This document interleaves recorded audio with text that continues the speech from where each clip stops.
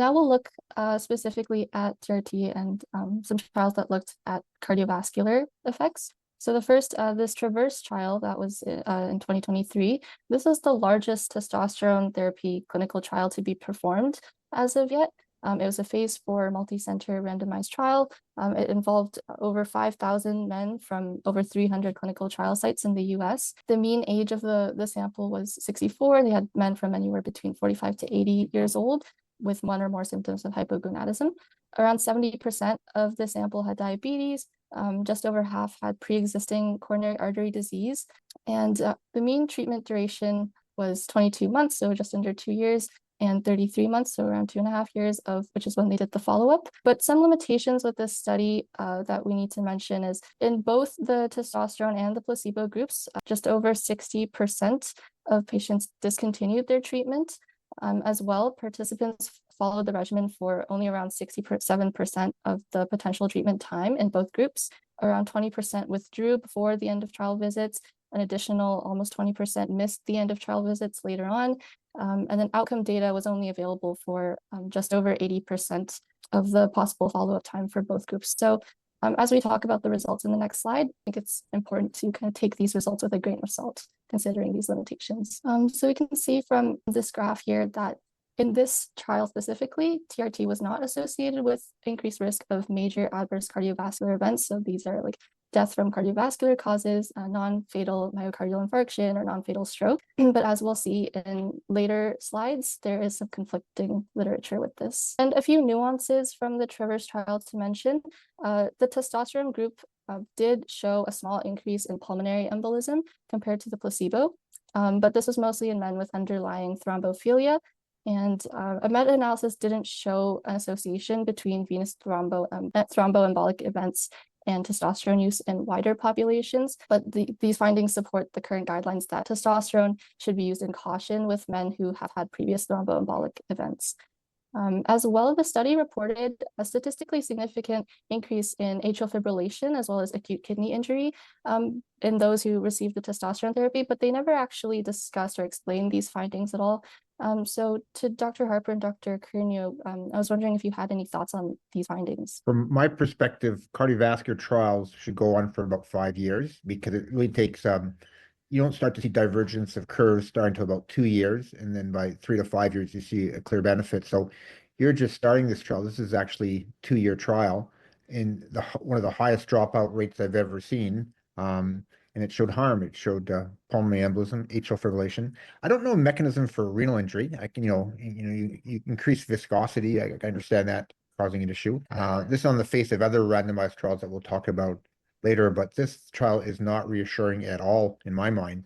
It just shows harm, and it's really not long enough or big enough to show any meaningful results. What's your thoughts, Dr. Harper? Yeah, I mean, there's a number of things. First of all, it sounds great because it's 5,000 patients. It sounds great because they've got a certain percentage, a reasonable percentage, which have established cardiovascular disease. So you think you're going to be powered to see events, but there's like one of the things we mentioned, there's a non-inferiority design. It was also I happen to know it was a industry-funded and industry-run trial. And then finally, I agree. I mean, the most egregious thing is the dropout rate. Like, people, like we sort of said, there's 80% final follow-up. Like 20% lost the follow-up in each treatment arm of randomized clinical trial. Let's be frank, like that's a fatal flaw for that. Like, like you could easily hide enough events on either side to sort of miss a potential harm signal or a potential benefit. And I agree with Greg's ascertainment that the follow-up's not long enough. Like, you're not going to see enough events. Doesn't matter how large your N is, you've got to have enough of a time event horizon for those events to develop. And you're looking for a trial that's going to have 5,000 patients, but that's also going to have a duration of follow-up of ideally 4 or 5 years to really sort of be definitive about what you're seeing. And so I'm not sure what these signals are, the atrial fibrillation signal. I don't know that I would necessarily say we're seeing definitive harm here. What I see is, yeah, I mean, obviously with venous thrombosis, we know that sex hormones are going to do that in rare circumstances. So there's going to be harm there. That's not a question. If you're asking the question, does this trial establish cardiovascular safety? I don't think it does, but I think it doesn't because of what Greg is saying is that there's just too large of a loss to follow-up that could obscure things, and it's just too short a duration. So it's underpowered from that perspective, which is a shame because they set it up nice. You had 5,000 patients to start. You had a high enough risk group. You weren't doing this in like 30-year-olds without cardiovascular disease. You were doing it in people that were elderly enough and had a large portion of them already had pre-existing cardiovascular disease or diabetes. So you'd expect to see enough events, but you didn't follow them closely enough and you didn't follow them long enough. So it's interesting, atrial fibrillation. It's, if you go to all the fish oil trials, omega-3 trials, they all increase the incidence of atrial fibrillation. So, They do. yeah, so it's a consistent finding. So, hormones are, we learned from the Hearst trial and women's hormones, hormones are complicated, complex. Was there an atrial fibrillation signal? And I don't believe there was an AFib signal in HERS or WHI though. I don't recall that. No, I don't hear that, but I do hear that with fish oils. So it's absolutely fish oils, yeah. And so, so it's interesting that, and fish oils are, associated with omega-3s and hormone production in some way. So, I just think, Mother Nature made hormones a certain cyclical way, and we give you a gob of hormones and we expect miraculous results. And that's why I think, when you do things physiologically, we're better off. And I think we're just scratching the surface that we do not know. But just to me, when you see this hint of thromboembolic pulmonary embolism, atrial fibrillation, I don't understand the mechanism of acute kidney injury. I'm not sure if you do or not, but I'm actually seeing harm in this trial. It's designed to look at cardiovascular health, but they never really had the proper way of analyzing, and yet you show within 2 years more harm than good. Yeah. As I said, I don't know what to make of these signals, Greg. I mean, I think it's like you say, it's underpowered, and you're not seeing any separation of the primary outcome curve, the MACE outcome, but you've lost too much to follow up to actually say that, and you haven't followed long enough to see the separation of the curve that you'd expect if there was a harm signal, or for that matter, a benefit signal. Like it's not surprising. I mean, I'm looking at curve, like the first 6, 12, 8 months that they're running together. They seem to be separating. If anything, people would go, oh, maybe the testosterone is beneficial, but you just don't know. And again, 20% dropout rate could completely obscure a harm signal, as you say. I don't know what to make of the atrial fibrillation and the acute kidney injury. It's probably just to be frank, it's probably just a statistical anomaly. I'm just saying I think I think atrial fibrillation is real. The thromboembolic events, I think, is real. The kidney injury thing, I can't explain that. And so the thromboembolic events is definitely real. We know this already, that sex hormones like testosterone and estrogen increase your risk of venous thromboembolic events. Totally agree that's real. I don't know about the atrial fibrillation and acute kidney injury. To me, that could be a statistical anomaly. That's my opinion on that. Sure. And let's go on. Tell us more. And I think the answer to this question, I think, can be answered when we look at the totality of the studies, and so some imaging studies. So Nicole, tell us about this trial. So this was a small, what was it, 175, 179, something along those lines, so very small. But the imaging piece of the puzzle is helpful when you're trying to answer that big question, that long term, what happens? Are you increasing the risk of coronary artery disease, cerebrovascular, peripheral artery disease, etc., in people who have established risk factors or established so-called secondary prevention? So Nicole, what do they find here? So that's actually my part. I'm sorry about that. Go ahead. No worries. So this was the cardiovascular trial. As mentioned earlier, it was part of the testosterone trial, the bigger one. So the study actually found that, although you did mention this is quite a bit of short trial, it's 12 months. So after that 12-month of intervention of transdermal gel testosterone, it showed that there was a greater increase in the volume of non-calcified plaque compared with individuals who received placebo. So the light gray, if you look at the non-calcified section, the light gray bar is very, very large, or longer compared to the ones who received placebo. So the increase was about 41 millimeters cubed compared to those who received the placebo. And this is important because non-calcified plaque can be more unstable and potentially more dangerous than the calcified plaque. And additionally, the study also found that there was increases in the total plaque volume, like in the second red box, the lighter gray, the testosterone bars are longer than the ones the darker gray ones, the placebo group. But interestingly, even though there was an increase in the total plaque volume, there wasn't any significant changes in the coronary artery calcium scores, the CAC scores, which are often used to assess heart disease risk. So that last part doesn't surprise me, right? It takes longer to see coronary calcium. Yeah, Go ahead. this actually shows that the plaque is getting accelerating, Yeah. and right, calcified plaque is end stage plaque.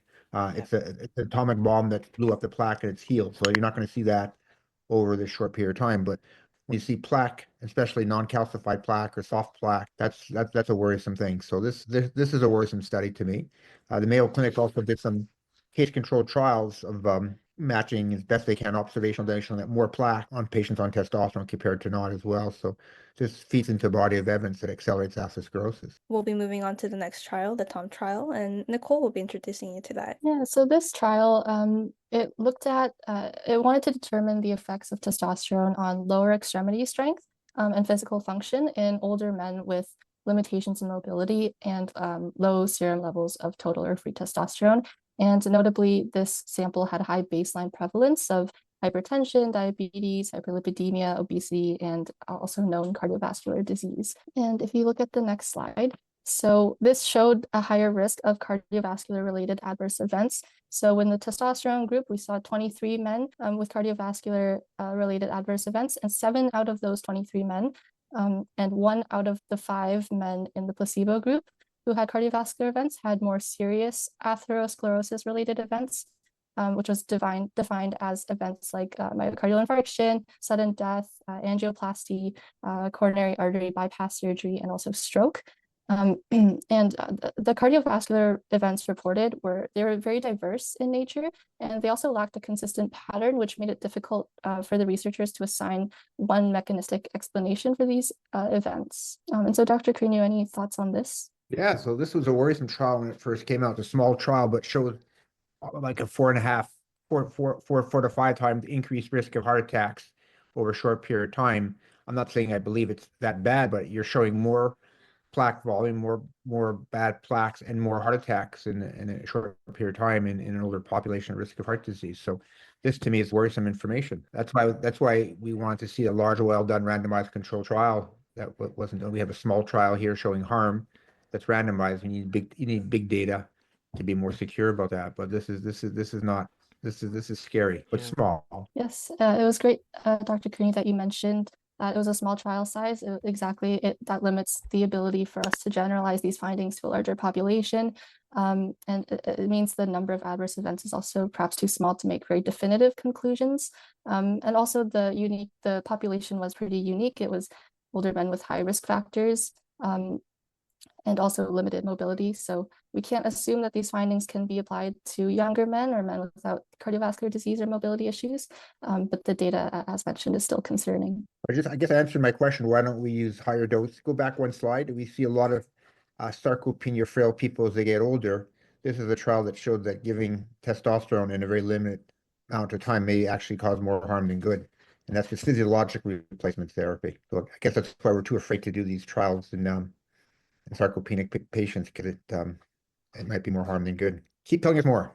Yeah, so when we look at the totality of the things we've mentioned, the plaque volume growth, the non-calcified, which is more worrisome when you look at trying to predict risk. We mentioned the TRAVERSE trial and its limitations. Here you can see some of the other trials. The starting point that initiated the hypothesis, the TOM trial, the one we just mentioned right at the top, and I've color-coded it here. You can see that the ones in red, some of the negative outcomes results. The TEAM trial 2015, that was also a testosterone versus placebo trial. It showed into the progression, no, but you can see some of the events on the orange spot that's pointing to a signal of increased risk. And the testosterone trials show the imaging of the plaque, and there's also a T4DM trial, which was for diabetes. They didn't find a signal, but anyhow, we can see this the summary of everything that shows, an arrow pointing towards one direction. And some people say it's uncertain, some people say long term, right? So we had that discussion. Dr. Harper, Dr. Curnew, what do you think about this totality and summary of the information here? Yes, from my perspective, we have, I think we clearly know that testosterone accelerates clotting problems. And Well, at what point, at what level of a hemoglobin will you say I have to back down my testosterone therapy in that population? But to me, is that there's we don't have a definitive trial to say for sure, but the data we have is concerning. Um, and I like this idea of building muscle and preventing sarcopenia. And you showed us that exercise is a good way. Is there select people that should get testosterone? I think you can make an argument for that. But in patients who are high risk cardiovascular disease or clotting problems, who have a strong family history of prostate cancer, who have prostate cancers, makes me feel a little bit scared. And patient at risk for atrial fibrillation, I'll be scared of testosterone. Yeah, I mean, I think we've talked about the Traverse trial and its limitations. I will say about the Tom trial, like that's a pretty hefty dose of testosterone. That's kind of almost double the dose that I would use, certainly at least starting, and in most patients, even on standing, I'd probably have people on 50 milligrams. I don't know if they looked at like sort of the testosterone level increase. You know, in the Traverse trial, they're probably using more like 50. You see some of these other trials are using 50, 75 in terms of testosterone gel. And we know in the Traverse trial, they're using 50, and they're really just trying to see about a 5 millimole increase from their testosterone. So I think that's a bit of a concern with that trial. Again, as I said, it's a small trial. I mean, if you want to take a strict evidence-based medicine perspective, you've got a lot of smaller trials here that are looking at what is still surrogate outcome measures. The largest trial is the Traverse trial. As poorly done as it is, and all the flaws that we pointed out, it is not showing a signal with respect to its primary outcome measure. And so really, I think the answer is we don't know. But as Greg has pointed out, there's reasons to be concerned and be cautious. And we do have the more definitive trials in women using sex hormones, and those were not small trials; those were large trials that were done properly, and that was with estrogen, not testosterone. And you know, you had at least a biological plausibility that estrogen might have been cardioprotective, and it wasn't. And I don't think we necessarily had that biological plausibility with testosterone. And here we are seeing some of these signals with respects to surrogate outcome measures. But yeah, I mean, I think this is why I would be cautious. This is why I'm not a big believer in andropause and men's health clinics and people sort of just throwing people onto testosterone without measuring your testosterone levels, without monitoring. Greg asked me the question about polysaccharides. I mean, everybody I have on these things is I'm going to be monitoring their PSA, their CBC, their lipids, their liver function tests. If their hemoglobin's getting above the reference range of normal, I'm backing off. And I'm certainly concerned if the hemoglobin's exceeding a level of 190 or 200, in answer to your question, Greg. But you know, I'm monitoring the PSA, I'm monitoring their lipids. I'm making sure that these patients are on the right medicines, like they're on their statins, they're on their cardiovascular protective agents as indicated. And you know, you're having discussions with them. You know, they're wanting to have the benefits of being on hormonal therapy in terms of we talked about lean muscle mass, sexual function, what have you. But you know, you have to be transparent with them and open with them about the potential risks, because those risks could be real and they could include cardiovascular disease, as you're noting here. Interesting, as we age, we have a tendency to clotting disorders.